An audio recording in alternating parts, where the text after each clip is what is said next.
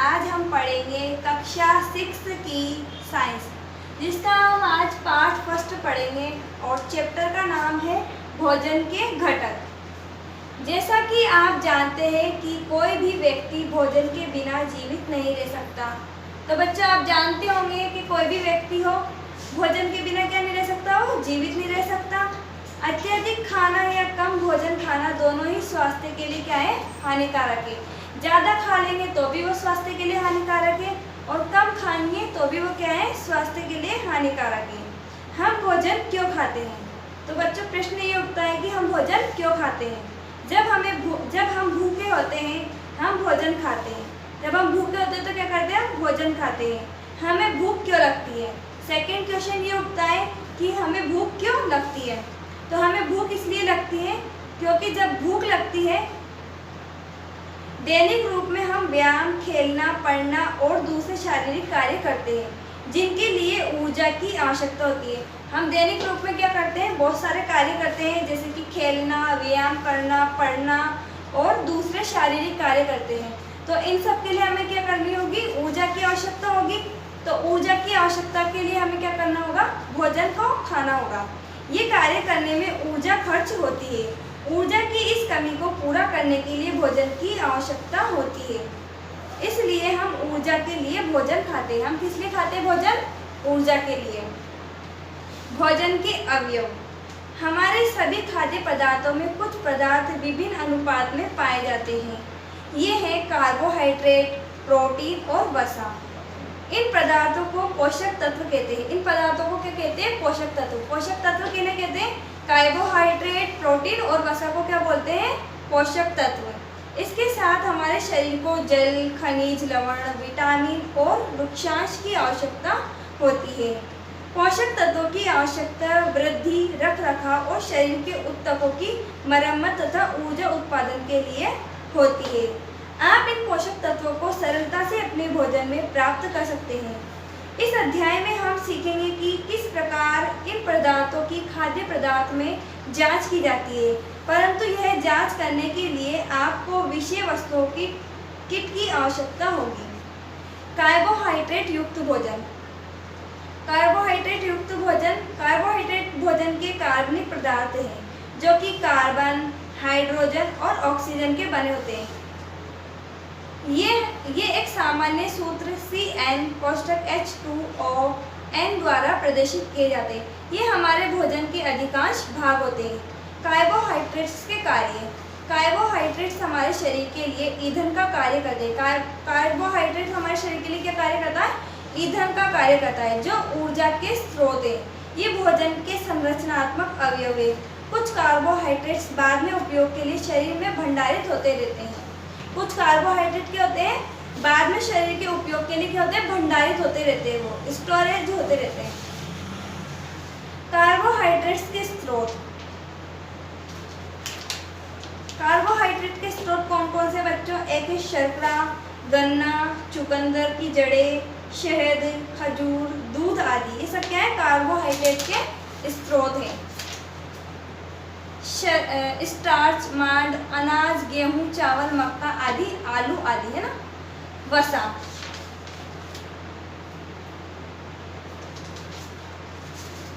वसा मूल भोजन के लिए वृहत प्रकारों में से एक है। वसा उच्च ऊर्जा वाला भोजन है। वसा क्या है, उच्च ऊर्जा वाला भोजन है। वसा हमारा क्या है, ज़्यादा हाई लेवल ऊर्जा वाला भोजन है। वसा में कार्बोहाइड्रेट्स की तुलना में ऑक्सीजन कम होती है। वसा में क्या होता है, कार्बोहाइड्रेट्स की तुलना में ऑक्सीजन कम होती है, इसलिए जब वे ऑक्सीकृत होते हैं तो अधिक ऊर्जा उत्पन्न करते हैं। वसा वसीय अम्लों के एस्टर होते हैं। हमारा शरीर भोजन को ऊर्जा में परिवर्तित करता है। इस ऊर्जा के कुछ भाग को वसा के रूप में संग्रहित भी करता है। इस प्रकार वसा एक ऊर्जा बैंक की तरह जीवों में कार्य करता है। तेल कक्ष ताप पर द्रव होते हैं। नारियल तेल को छोड़कर कक्ष ताप पर ठोस होता है। वसा ठोस या द्रव हो सकती है। वसा क्या हो सकती है, या तो ठोस भी हो सकती है या द्रव भी हो सकती है। वसा के कार्य।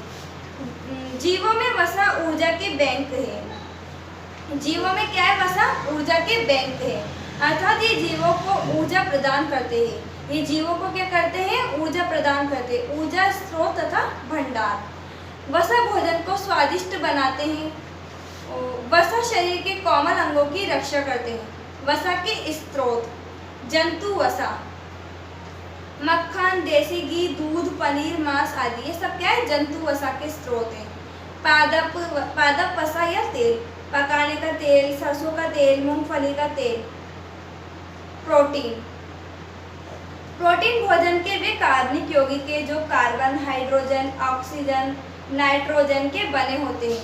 कुछ प्रोटीन में सल्फर, एस, फास्फोरस, पी तथा धातुएं भी मिलती है। ये शरीर का निर्माण करते हैं। ये शरीर में लगभग 4 किलो कैलोरी ग्राम ऊर्जा उत्पन्न करते हैं। प्रोटीन के कार्य। प्रोटीन जीवों की लगभग सभी जैविक प्रक्रियाओं में भाग लेते हैं।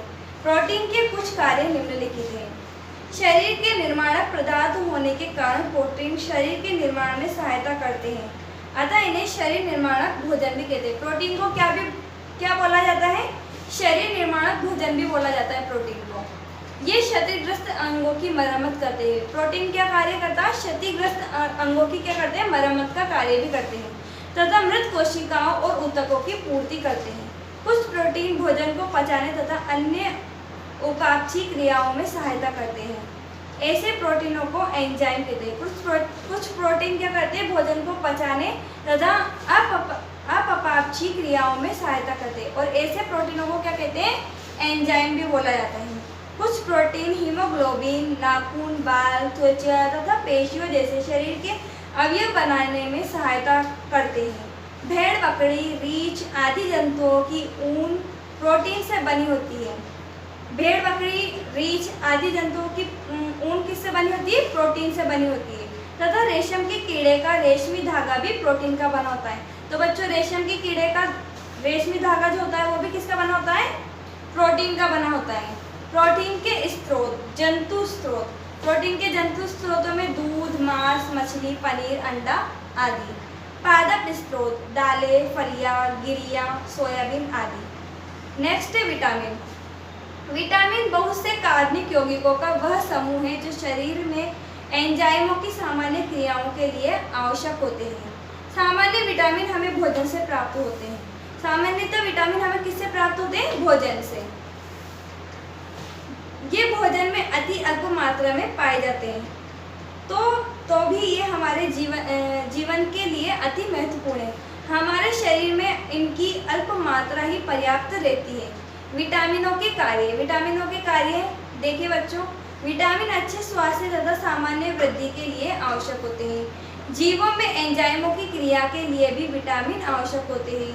जो विटामिन एंजाइमों की क्रिया में सहायता करते हैं उन्हें सह एंजाइम कहते हैं। विटामिन शरीर के रख रखाव के लिए भी आवश्यक होते हैं। विटामिन अच्छी दृष्टि, अस्थियों की वृद्धि, स्वस्थ दांतों, मसूड़ों तथा रुधिर के स्कंदन यानी थक्कन जमने के लिए आवश्यक होते हैं। शरीर में कार्बोहाइड्रेट्स, वसा तथा प्रोटीन के उपयुक्त उपयोग के लिए भी विटामिन होते हैं, आवश्यक होते हैं। विटामिनों के स्रोत है जंतु स्रोत कौन से विटामिन के? मांस, मछली, यकृत, तेल, दूध, मक्खन आदि। और पादप स्रोत कौन कौन से? फल तथा सब्जियां। खनिज सजीव पदार्थ बहुत से तत्वों यानी यौगिकों से मिलकर बने होते हैं। कुछ तत्वों तथा पोषकों की शरीर को अधिक मात्रा में आवश्यकता होती है, इन्हें मुख्य पोषक तत्व कहते हैं। हमारे शरीर को कुछ तत्वों तथा पोषकों की कम मात्रा में आवश्यकता होती है, तो भी ये हमारे आहार के महत्वपूर्ण अवयव हैं। हमारा शरीर इन्हें बना नहीं सकता। खनिजों के कार्य देखते हैं बच्चों। खनिज शरीर में पोषकों का संतुलन बनाए रखने के लिए आवश्यक होते हैं। खनिज क्या करते हैं? शरीर में पोषकों का संतुलन बनाए रखने के लिए क्या होते हैं? आवश्यक होते हैं। खनिज उचित वृद्धि तथा स्वास्थ्य के लिए भी आवश्यक होते हैं। खनिज क्या होते हैं? उचित वृद्धि और स्वास्थ्य के लिए भी आवश्यक होते हैं। कैल्शियम तथा फास्फोरस जैसे खनिज अस्थियों और दांतों के निर्माण के लिए आवश्यक होते हैं। तो कैल्शियम और फास्फोरस खनिज होते हैं वो हड्डियों और दांतों के निर्माण के लिए क्या होते हैं? आवश्यक होते हैं। खनिज शरीर में पेशियों के सिकुड़न, रुधिर के स्कंदन यानी थक्का जमने तथा तंत्रिका आवेगों के संचार के लिए भी आवश्यक होते हैं। रुधिर के हीमोग्लोबिन के निर्माण के लिए लौह खनिज आवश्यक है। और रुधिर में जो हीमोग्लोबिन पाया जाता है उसके निर्माण के लिए कौन सा खनिज आवश्यक है? लौह खनिज आवश्यक है। खनिजों के स्रोतों में देखते बच्चों, मांस, मछली, अंडे, दूध, दालें, सब्जियां आदि। अगला है जल। जल जीवन का क्या है? सार है। वास्तव में हमारे शरीर का 60 से 70% भार जल के कारण ही है। यह पौधों के लिए भी आवश्यक होता है। जल क्या होता है? पौधों के लिए भी आवश्यक होता है। लाल तथा रुधिर जैसे सभी द्रवों में तथा दूध में भी जल होता है। जल के कार्य। जल लाल तथा रुधिर जैसे शरीर के द्रवों का निर्माण करता है। जल भोजन को पचाने तथा एक स्थान से दूसरे स्थान तक उसके संवहन में सहायता करता है। यह शरीर में से अपशिष्ट पदार्थों को बाहर निकालने में सहायता करता है, जैसे पसीना तथा मूत्र आदि। यह कोशिकीय क्रियाओं में तथा रुधिर संरचना में सहायक है। यह शरीर के ताप को नियंत्रित करने में सहायता करता है। जल के स्रोत। हम पेय पदार्थों से जल प्राप्त करते हैं, जैसे चाय, कॉफी, फलों के रस, सामान्य जल, दूध, सोडा वाटर आदि से। सब्जियां तथा फलों से, कोशिकाओं में ग्लूकोज के ऑक्सीकरण से।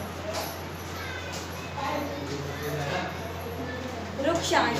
फलों, सब्जियों तथा फलों के रेशेदार भाग जिन्हें मनुष्य नहीं पचा सकता वृक्षांश कहलाते हैं। फलों, सब्जियों तथा पौधों में जो रेशेदार भाग होता है उनको, जिसे मनुष्य पचा नहीं सकता, उसको क्या बोला जाता है? वृक्षांश बोला जाता है। वृक्षांश सेल्यूलोज नामक एक जटिल कार्बोहाइड्रेट होते हैं। वृक्षांश के कार्य। भोजन को भली भांति पचाने के लिए वृक्षांश का होना आवश्यक है। यह शरीर में जल को रोकने में सहायक होता है। यह छोटी आंत में पचे हुए भोजन को गतिशील करता है तथा कब्ज को रोकता है। वृक्षांश के स्रोत। फल तथा सब्जियां, सलाद, भुट्टा, दलिया आदि। उत्तम स्वास्थ्य इसका रखरखाव। हमें विभिन्न प्रकार के भोजन खाने चाहिए। हमारे भोजन में दालें, सब्जियां, सलाद, चपाती, चावल, दही तथा दूध सम्मिलित होते हैं। ऐसे ही भोजन को संतुलित भोजन माना जाता है। तो संतुलित भोजन किसे माना जाता है बच्चों? जैसे दालें, सब्जियां, सलाद, चपाती, चावल, दही, दूध, इन सबको क्या माना जाता है? संतुलित भोजन माना जाता है। संतुलित आहार। वह आहार जिसमें भोजन के सभी पोषक तत्व पर्याप्त मात्रा में विद्यमान हो, संतुलित आहार कहलाता है। संतुलित आहार के अवयव में है कार्बोहाइड्रेट्स, वसा, प्रोटीन, विटामिन, खनिज, जल और वृक्षांश। संतुलित आहार का महत्व। संतुलित आहार शरीर को आवश्यक ऊर्जा प्रदान करता है। संतुलित आहार शरीर को क्या करता है? आवश्यक ऊर्जा प्रदान करता है।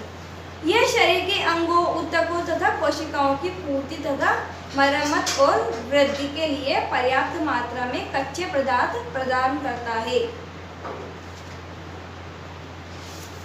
हमें संतुलित आहार क्यों खाना चाहिए? भोजन की अधिक अथवा कम मात्रा खाने से कुपोषण हो जाता है।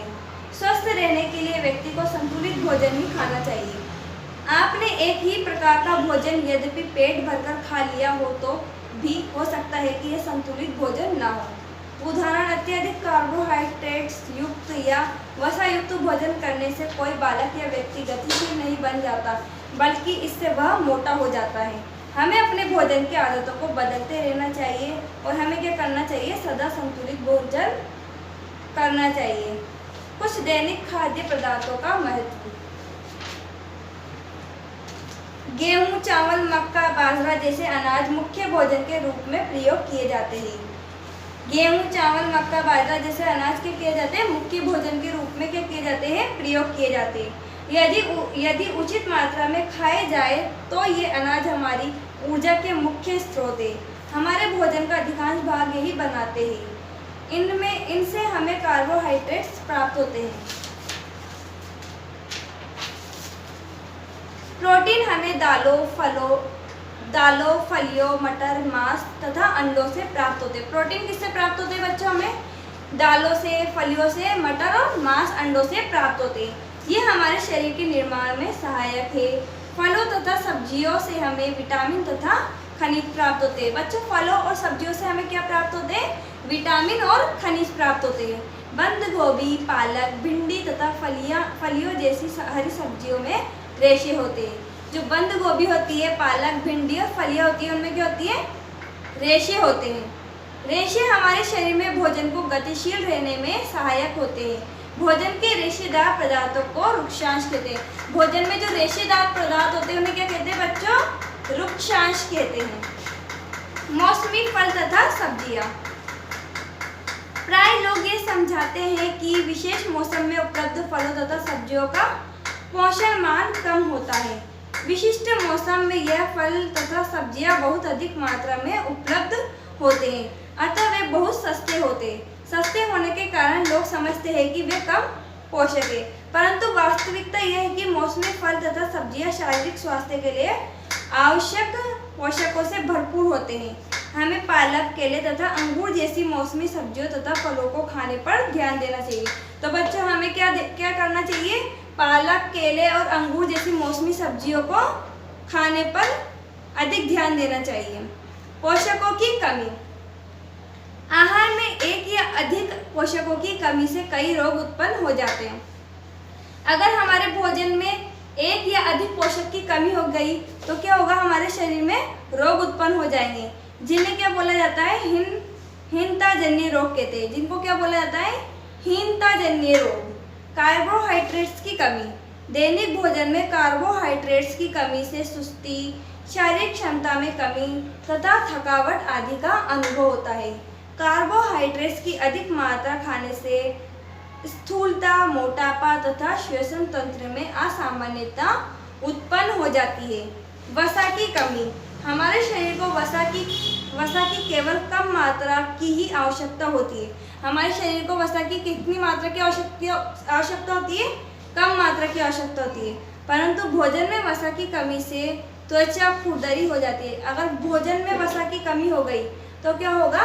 त्वचा क्या होगी? खुरदरी हो जाएगी और शरीर पतला होता जाता है तथा दृष्टि कमजोर हो जाती है। वसा के अत्यधिक उपयोग से यकृत तथा अग्न्याशय निष्क्रिय हो जाते हैं। प्रोटीन की कमी। दैनिक भोजन में प्रोटीन की कमी से बच्चों की वृद्धि रुक जाती है, कद छोटा रह जाता है, शरीर के भार में कमी होने लगती है तथा पेशियों के विकास में कमी हो जाती है।